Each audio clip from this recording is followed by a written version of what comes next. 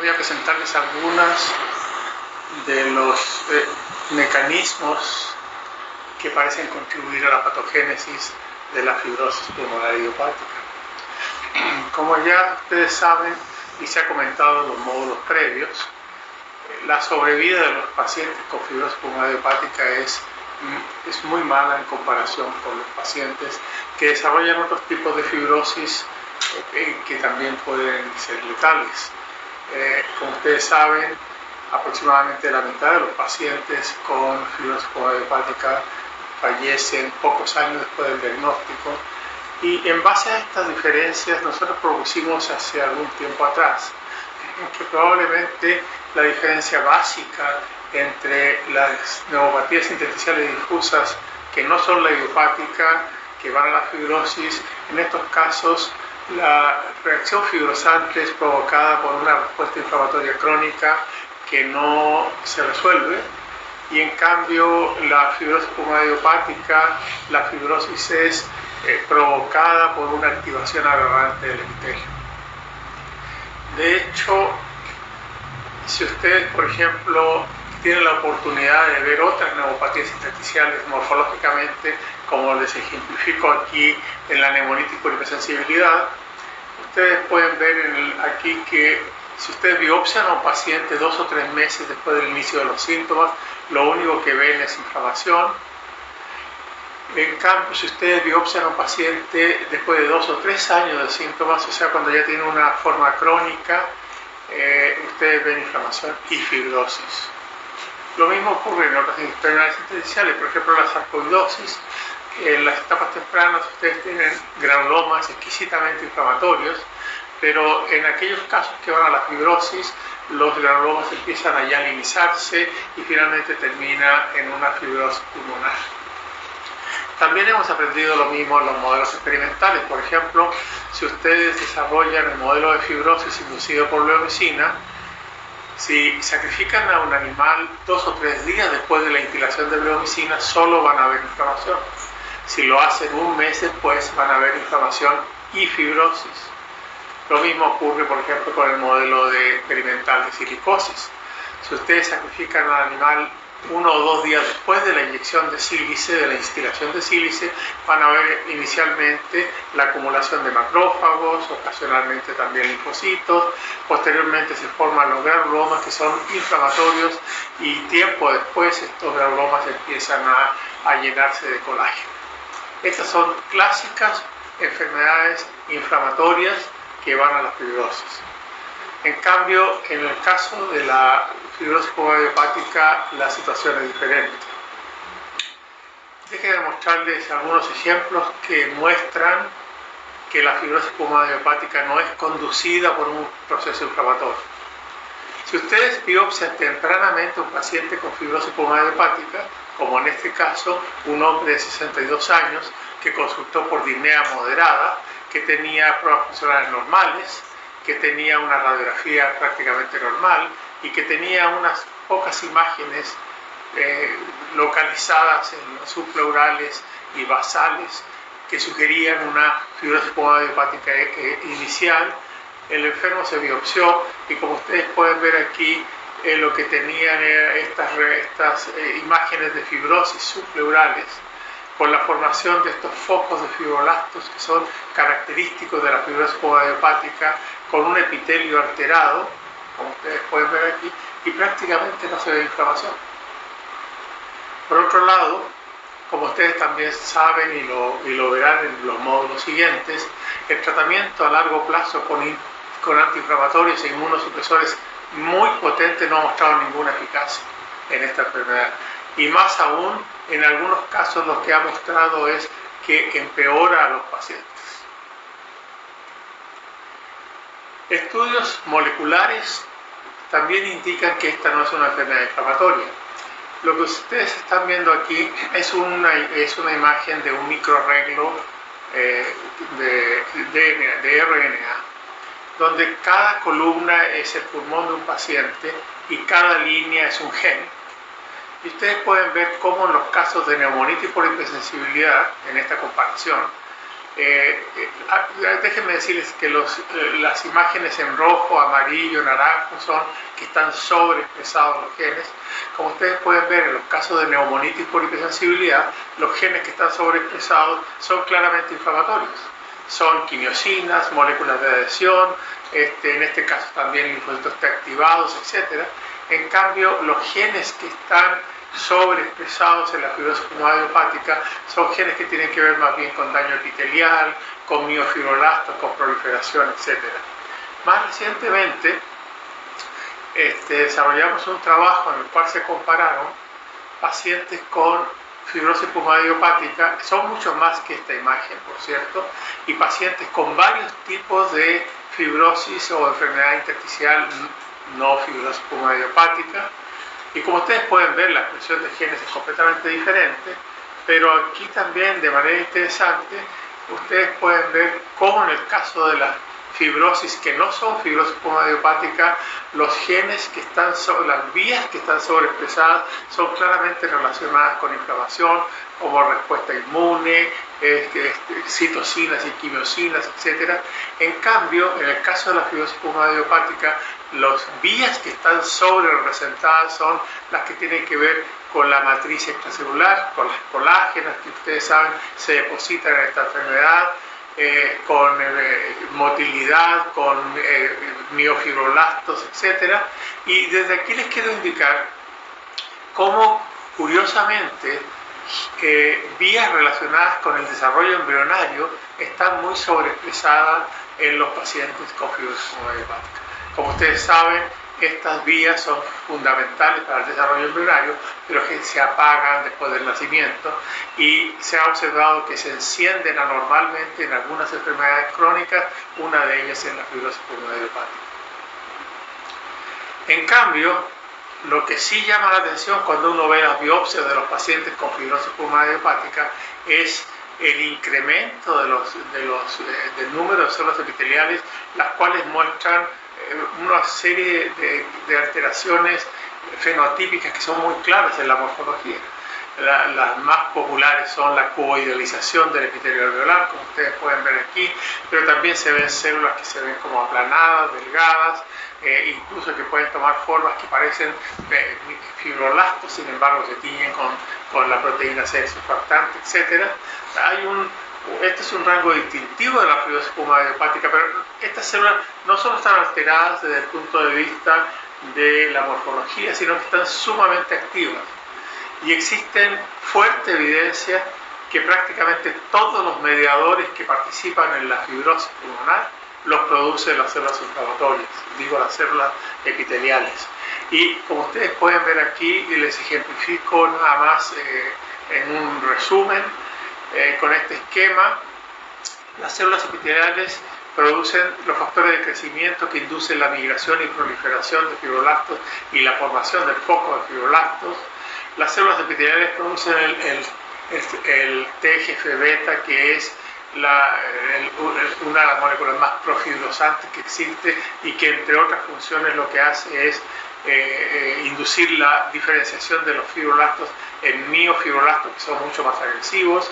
Las células epiteliales secretan quimiosinas que atraen a precursores de los fibroblastos que están circulando, como los fibrocitos, que llegan también al pulmón fibrótico, e incluso existen algunas evidencias que sugieren que las células epiteliales se pueden transformar en fibroblastos a través de un proceso que se conoce como transición epitelio-mesénquima. Secretan una cantidad importante de metaloproteasas de matriz que participan en la remodelación del tejido pulmonar, etc. En resumen, lo que nosotros hemos propuesto es que mientras las fibrosis pulmonares no idiopáticas son fundamentalmente precedidas por un proceso inflamatorio importante, la fibrosis pulmonar idiopática más bien es provocada por la reacción aberrante del epitelio alveolar. Y en este contexto hemos propuesto que la fibrosis pulmonar idiopática es, desde su inicio, una enfermedad epitelial fibroblástica, esto es un desorden fibroproliferativo, como ustedes pueden ver aquí, precedido por la activación anormal o hiperactivación del epitelio alveolar. Ahora déjenme brevemente referirme a la conexión patogénica entre la fibrosis pulmonar idiopática y el envejecimiento.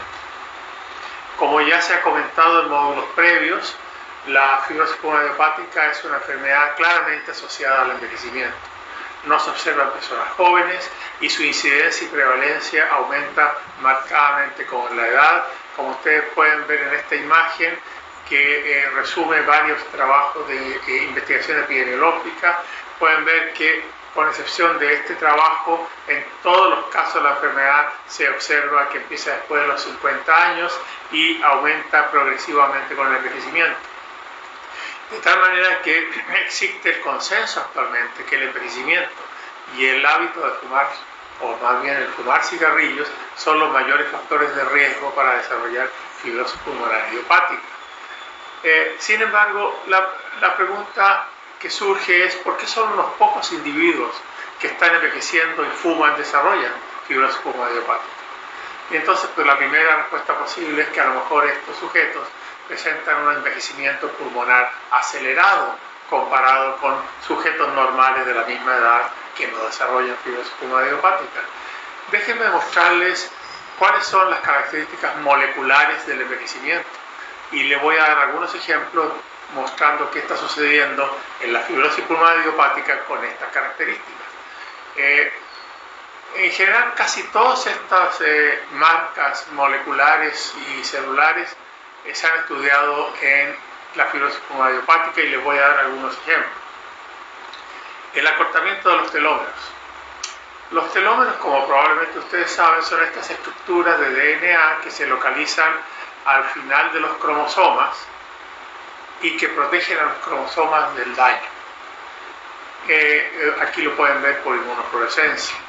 Ahora, el largo de los telómeros disminuye progresivamente durante el envejecimiento, disminuye fisiológicamente, y el largo de los telómeros no es igual en un sujeto de 60 años que en un sujeto de 20 años. Sin embargo, el largo de los telómeros parece disminuir exageradamente en algunas enfermedades crónico-degenerativas, y eso es lo que también se ha encontrado en la fibrosis pulmonar idiopática. Aquí ustedes están viendo en esta imagen los telómeros adentro del núcleo azul que se ven como puntitos rojos, ¿verdad?, en un pulmón normal y en un pulmón fibrótico, y como ustedes pueden ver se ven claramente los telómeros en el pulmón normal de edades similares que en el caso del pulmón fibrótico. Y aquí tienen ustedes la cuantificación y pueden ver que tanto los sujetos con fibrosis pulmonar idiopática esporádica como sujetos con fibrosis pulmonar familiar con mutaciones de la telomerasa tienen muy disminuidos los telómeros cerebrales. De tal manera que se ha sugerido que el daño al epitelio por el humo del cigarrillo, por infecciones virales, por microaspiraciones, etc., sorprende estas células epiteliales con telómeros anormalmente cortos, y esto es con una capacidad regenerativa reducida, lo cual es un factor de riesgo para el inicio de la fibrosis pulmonar idiopática. Otra característica del envejecimiento es la disfunción mitocondrial. Y de hecho, en el caso del pulmón y con fibrosis pulmonar idiopática, recientemente se ha demostrado que se acumulan en el pulmón, en las células epiteliales específicamente, mitocondrias dismórficas y disfuncionales, y mostrando una capacidad de las actividades muy reducida. Y también se ha demostrado que estos pacientes tienen un aumento del estrés oxidativo. O sea, sí hay un daño, un problema mitocondrial en el epitelio de los pacientes fibróticos que no se ve en los sujetos normales. Otra de las características del envejecimiento es lo que se conoce como senescencia celular. En general, cuando los sujetos van envejeciendo, muchas células se van haciendo senescentes. La senescencia en realidad ocurre por algún daño al DNA que pasa después de múltiples divisiones de la célula, o sea, otra vez asociado al envejecimiento, y este fenotipo se caracteriza por tres cosas importantes. Primero, porque se detiene el ciclo celular y por lo tanto dejan de dividirse, están vivas y dejan de dividirse. Además se hacen resistentes a la muerte por apoptosis y de manera interesante expresan anormalmente muchos genes que normalmente esta célula no expresa. Esto es, entonces, está viva, no se muere y produce muchas proteínas que normalmente no produce. Y en el caso de la fibrosis pulmonar idiopática existen 2 o 3 trabajos que han mostrado que existe una senescencia epitelial en este caso. Ustedes lo que están viendo aquí es el epitelio teñido de azul con beta-galactosidasa. La beta-galactosidasa tiñe específicamente células senescentes. Entonces uno podría sugerir que estas células senescentes que están vivas, que son resistentes a la muerte celular, pueden estar produciendo muchas de las moléculas que normalmente no producen. Sin embargo, una gran incógnita es que muchas de estas alteraciones asociadas con el envejecimiento pulmonar acelerado que se observan en la fibrosis pulmonar idiopática también ocurren en EPOC. En EPOC, igual que en la fibrosis, hay inestabilidad genética, acortamiento exagerado de los telómeros, etcétera, etcétera. Entonces la pregunta crucial aquí es: ¿por qué un fumador o exfumador de más o menos 60 años, con telómeros anormalmente acortados, con senescencia epitelial o de algún tejido, etcétera, desarrolla fibrosis pulmonar idiopática y no EPOC u otra enfermedad asociada al envejecimiento? En otras palabras, la pregunta es: ¿qué hace que un pulmón que está envejeciendo sea específicamente susceptible a desarrollar fibrosis pulmonar idiopática? En este contexto nosotros propusimos una hipótesis en el cual 3 factores tienen que converger para que un sujeto desarrolle fibrosis pulmonar idiopática. Una es que tenga una arquitectura genética, una susceptibilidad genética que resulte de alguna manera en la pérdida de la integridad del epitelio alveolar. La segunda es que esté envejeciendo. Y la tercera es que tenga cambios epigenéticos que afectan tanto al epitelio como a los fibroblastos. ¿Qué sabemos de la arquitectura genética en los pacientes con fibrosis pulmonar idiopática? Hay varios trabajos que han tratado de identificar los polimorfismos o variantes comunes de genes con estudios que abarcan todo el genoma. Este es el más importante, probablemente el que usó más de 1.500 pacientes con fibrosis pulmonar, de los cuales la gran mayoría era fibrosis pulmonar idiopática, casi 5.000 controles y después con una gran cohorte de replicación, y encontró numerosos genes que están relacionados con la integridad del epitelio y también con la inmunidad innata, cuyos polimorfismos se asociaban con el riesgo de desarrollar fibrosis pulmonar idiopática. De tal manera que la integridad del epitelio es muy importante. O sea, nacer con genes que pueden alterar la integridad del epitelio es muy importante para que un sujeto en el futuro desarrolle fibrosis pulmonar. Déjenme mostrarles la importancia que tiene la integridad del epitelio con este ejemplo nada más. En este estudio se evaluó la expresión de esta molécula CD151, que es esencial para mantener la integridad epitelial. Y como ustedes pueden ver aquí, se encontró que estaba significativamente disminuida en la mayoría de los pulmones fibróticos en comparación con los pulmones control. Pero lo interesante de este estudio es que los autores noquearon este gen en ratones, o sea, produjeron un ratón deficiente en esta molécula y mostraron cómo estos animales desarrollan espontáneamente fibrosis pulmonar con la edad. Ustedes pueden ver que a las 10 semanas de edad, la cantidad de colágena pulmonar, que es la manera como uno mide bioquímicamente la fibrosis, es idéntica en los animales normales y en los animales deficientes de 151. En cambio, a las 30 semanas de edad, los animales knockout tienen un incremento significativo de la colágena pulmonar y un aumento en el engrosamiento septal, sugiriendo la presencia de fibrosis. Además, con bajas dosis de bleomicina, desarrollan una importantísima fibrosis pulmonar en comparación con los animales normales. Los estudios en fibrosis pulmonar idiopática familiar también sugieren que el problema nace en el epitelio. En general, todas las mutaciones descritas a la fecha demuestran que anormalidades que afectan al epitelio. La mayoría de ellas son genes relacionados con la biología de los telómeros, y en todos estos estudios se ha mostrado, en la mayoría de ellos, que el problema afecta al epitelio alveolar, y con genes relacionados con las proteínas surfactantes, que es una proteína que hace que es una lipoproteína que hace el epitelio. En resumen, entonces, estudios genéticos en fibrosis pulmonar idiopática esporádica y familiar muestran que mutaciones en el caso de la familiar o variantes comunes en el caso de la fibrosis pulmonar idiopática esporádica, la mayoría de los genes alterados tienen que ver con la integralidad y la activación del epitelio. En resumen, entonces, el sujeto para desarrollar fibrosis pulmonar idiopática necesita haber nacido con una arquitectura genética peculiar, necesita estar envejeciendo con todos los cambios que ocurren durante el envejecimiento, que pueden estar acelerados en estos casos, lo cual hace que este epitelio que ustedes ven aquí, que está sufriendo múltiples agresiones que la mayoría sufre, reacciona anormalmente y es incapaz de responder apropiadamente al daño y en particular acomodarse al estrés mecánico asociado con la ventilación.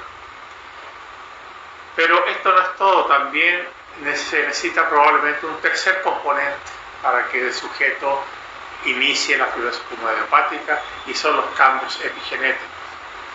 La epigenética en realidad se define como los cambios en la expresión de los genes, que se haga más, que se haga menos, que se exprese, que no se exprese, cambios en eso, que son independientes de la secuencia del DNA, o sea, que son independientes del gen. La mayoría de estos cambios epigenéticos ocurren durante la diferenciación en el periodo embrionario, se mantienen estables y permiten a las células, esto es súper importante, tener identidades diferentes a pesar de que todas contienen la misma información genética. De tal manera que un hepatocito es un hepatocito, un neumocito tipo 2 es un neumocito tipo 2 y una neurona es una neurona, y hacen las labores específicas para las que han sido diseñadas, porque todo el resto del DNA está silenciado. Y la manera como se silencia la expresión de estos genes es a través de mecanismos epigenéticos, de los cuales los tres más estudiados son la metilación del DNA, las modificaciones de las histonas y la presencia de los microRNAs. Los genes cuando los genes se metilan, en general se silencian, de tal manera que la hipermetilación de un gen apaga el gen, mientras que la hipometilación favorece que el gen se exprese. Las modificaciones de histonas que ocurren en la cromatina nuclear permiten que la cromatina esté abierta, laxa, y por lo tanto los genes se pueden transcribir, o que esté cerrada, apretada, y por lo tanto los factores de transcripción no pueden entrar y los genes no se expresan. Y los microRNAs son pequeños RNAs no codificantes, a los cuales me voy a referir ligeramente más adelante. Lo importante es que generalmente estos mecanismos están diseñados para silenciar genes. Para que ustedes vean lo importante que es la epigenética, déjenme mostrarles lo que sucede, por ejemplo, en gemelos monocigotos. Los gemelos monocigotos comparten, como ustedes saben, el mismo genotipo, son idénticos. Sin embargo, muchos de ellos no son fenotípicamente idénticos. Se han observado varios tipos de discordancia, por ejemplo, en susceptibilidad a enfermedades, lo que se llama gemelos discordantes. Uno desarrolla asma y el otro no, etc.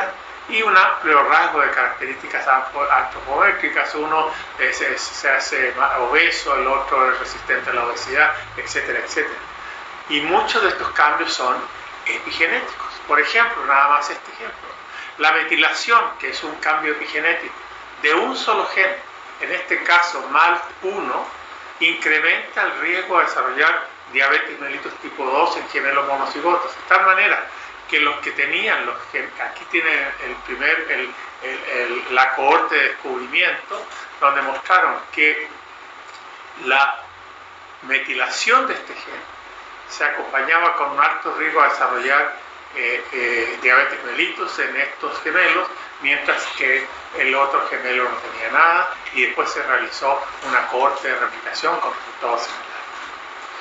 De tal manera que hoy sabemos que el fenotipo de un sujeto normal depende no solo de su genoma, sino también de su epigenoma. Y el epigenoma está muy relacionado con factores ambientales y otros factores. Por ejemplo, el fumar produce alteraciones epigenéticas. La obesidad produce alteraciones epigenéticas. La desnutrición produce alteraciones epigenéticas. Ahora, mientras el genoma es inmovible, ahora, el epigenoma tiene cierta movilidad y caracteriza el fenotipo normal, o también participa en el desarrollo de enfermedades, como estamos hablando ahora de la fibrosis pulmonar hepática. ¿Qué cambios epigenéticos se han descrito de la fibrosis pulmonar hepática? En relación a la metilación del DNA, el mejor trabajo que existe publicado a la fecha, hay pocos por cierto, es este, en el cual se estudió el patrón